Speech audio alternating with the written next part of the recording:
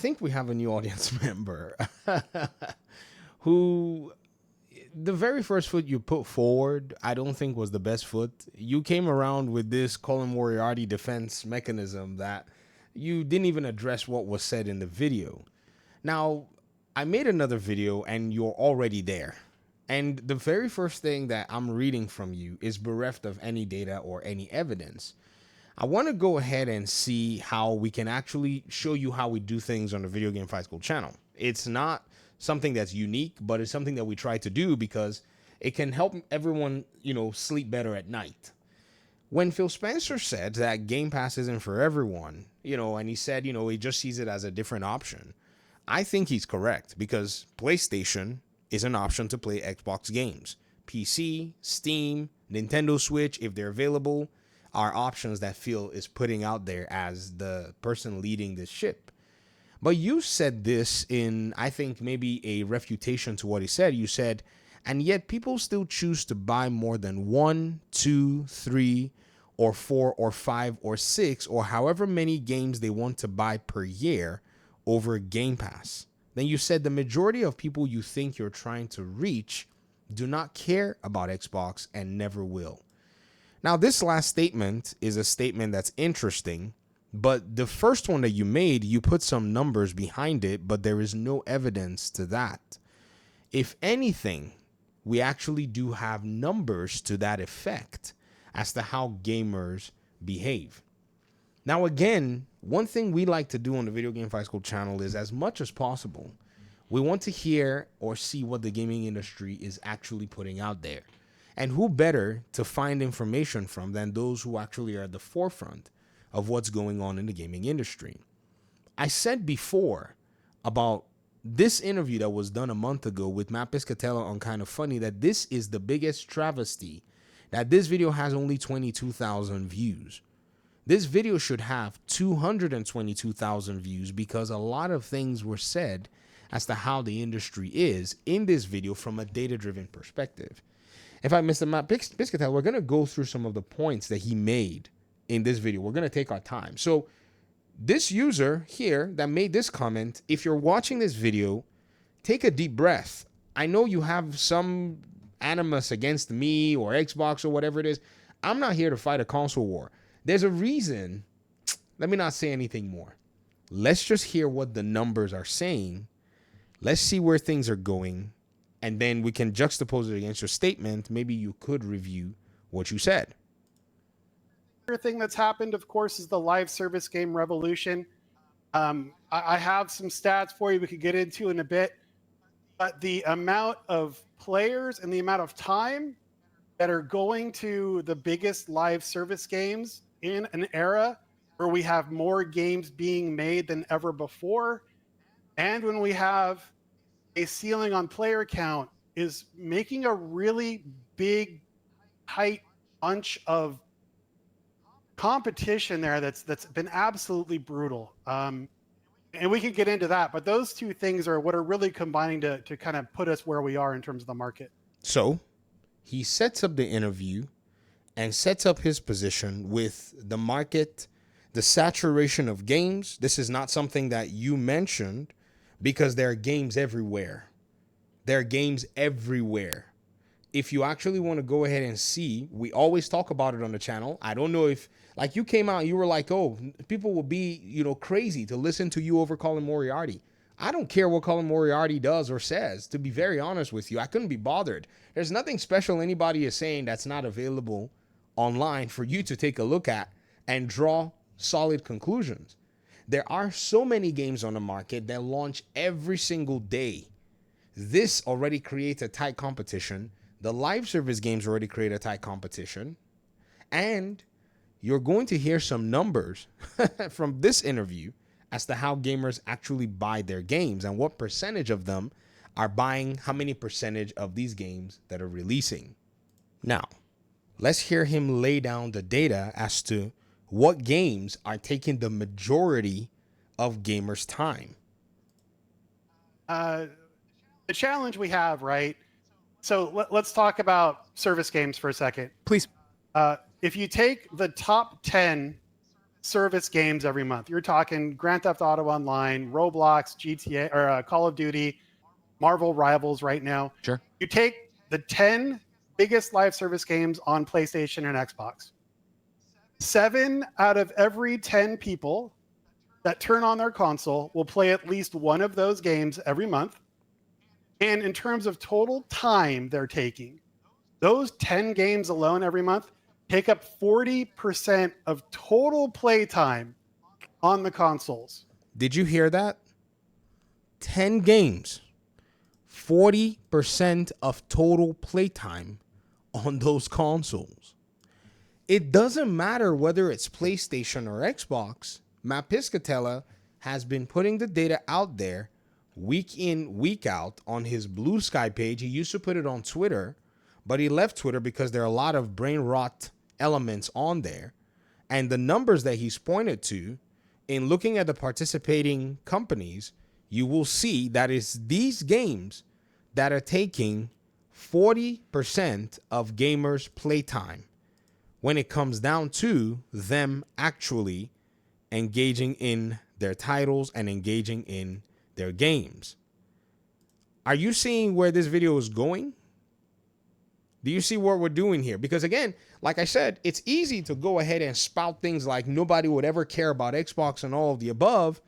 But if you don't look at the gaming industry, you end up being on the other side of everybody saying nobody cares about Xbox, but Xbox games are the #1 pre-ordered games on PlayStation because Xbox has realized that on PlayStation platform and in the Xbox platform, the games that are actually taking the #1 spot are these live service games, so they have to expand their reach. PlayStation understands it. They also have to expand their reach and go to PC.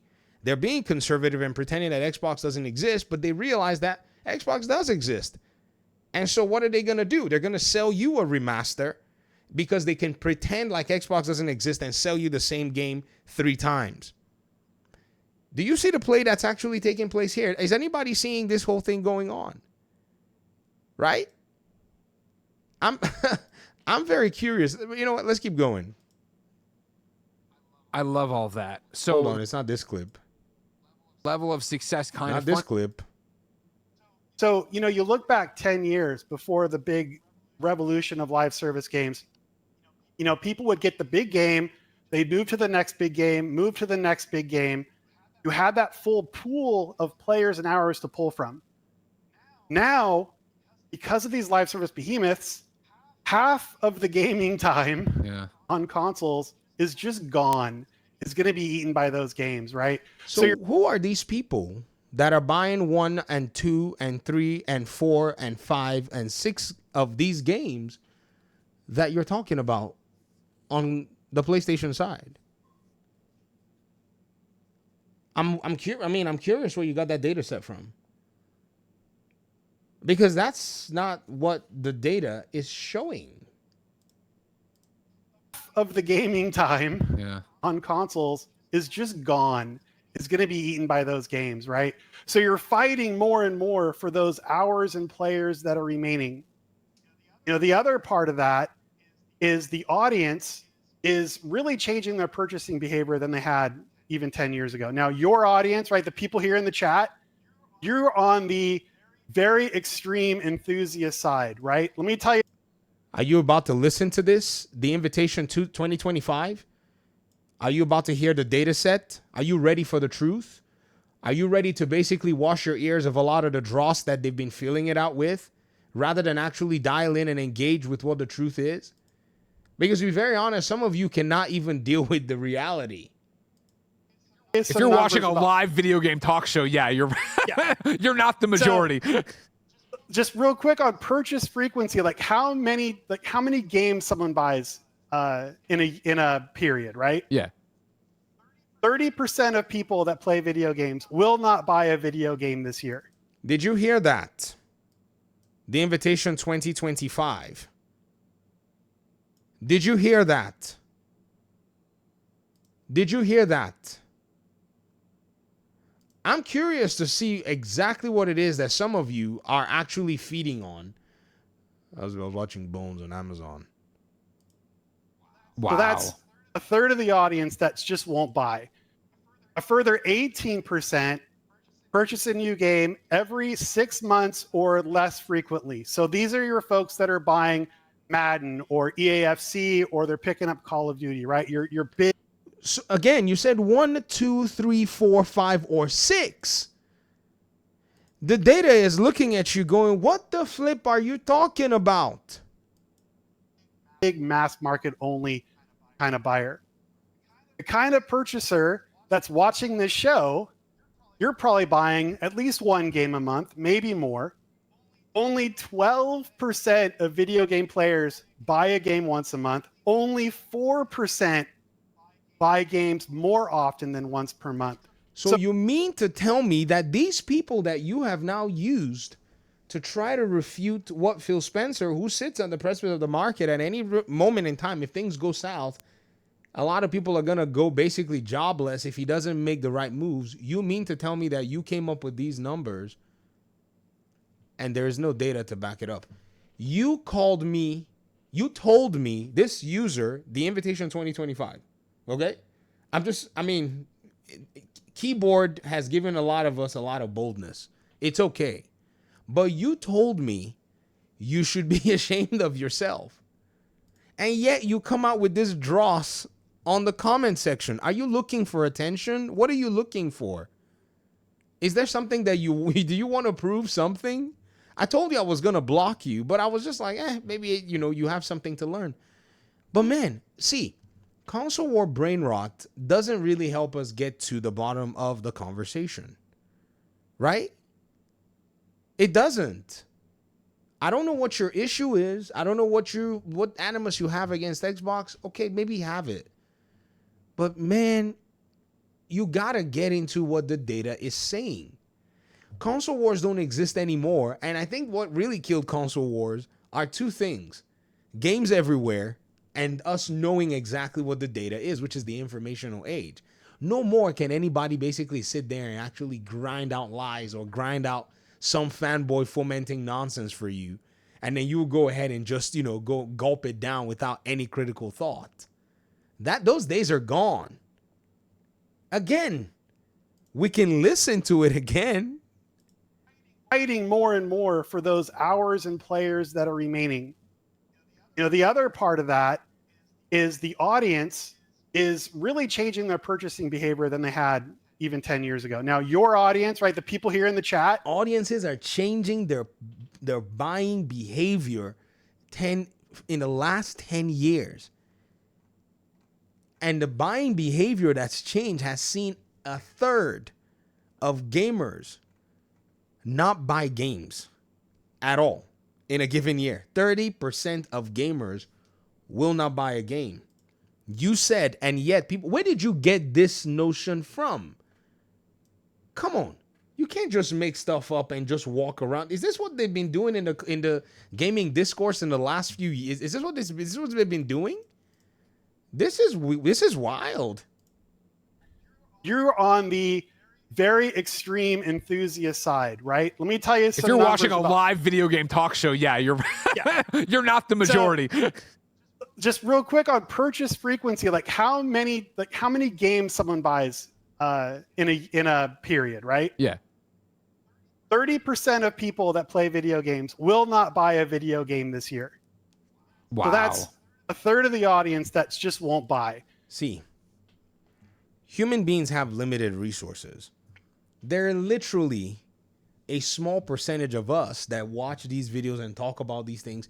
If you want to know, just look at the collective, viewer counts, subscriber counts of a lot of the gaming talk show channels and all of the above. It's a very small amount. It's a very small number. This community, in terms of this, is not representative of majority of gamers out there. A further 18% purchase a new game every 6 months or less frequently. So these are your folks that are buying Madden or EAFC, or they're picking up Call of Duty, right? Your big mass market only kind of buyer. The kind of purchaser that's watching this show, you're probably buying at least one game a month, maybe more. Only 12% of video game players buy a game once a month. Only 4% buy games more often than once per month. So you hinged your entire premise on about 12 plus 4 plus maybe another, I don't know, 6% or so coalition of the entire gaming audience as surveyed by those who take data into account. See, this is why Phil Spencer has been running that division for years. Because the man understands the gaming industry a lot. Not saying that people on the other side don't understand, but some of you can learn something. The disrespect that y'all kids have. None of you have ever thought, how does Xbox continue to keep Phil Spencer? How does Microsoft continue to keep Phil Spencer in that position all these years? None of you ever sat down to even wonder or think that before spewing the dross that you're spewing. Yet, if you look at the other side, and PlayStation side, after they went ahead and acquired Activision, they made a whole shift in terms of their leadership on different levels. Yet, you still have one person running because he's a gamer. He knows how. It's weird how he is very, very connected to gaming. He is compared to everybody else. That's why, as much as he may seem unassuming, because that's the problem I think a lot of these people have with Phil Spencer. He doesn't hide in the shadow like, say, other executives of other companies. So he's very unassuming, and people usually try to downplay him. They look at his appearance. He wears like jeans and a jacket and a t-shirt, and he smiles and he talks to everybody. So they don't realize that this is probably one of the most lethal businessmen in the business. Oh, man. He has you all fooled. Oh my gosh. Some of you need to go ahead and introduce yourself to people, talk to people, learn and understand them, because man, the dude is absolutely good at his job and good at creating that persona of, yeah, I'm just kind of weak. And all of you just run and just think that you're going to slam into this is what they call a gentle giant. Xbox fans, you guys are so lucky.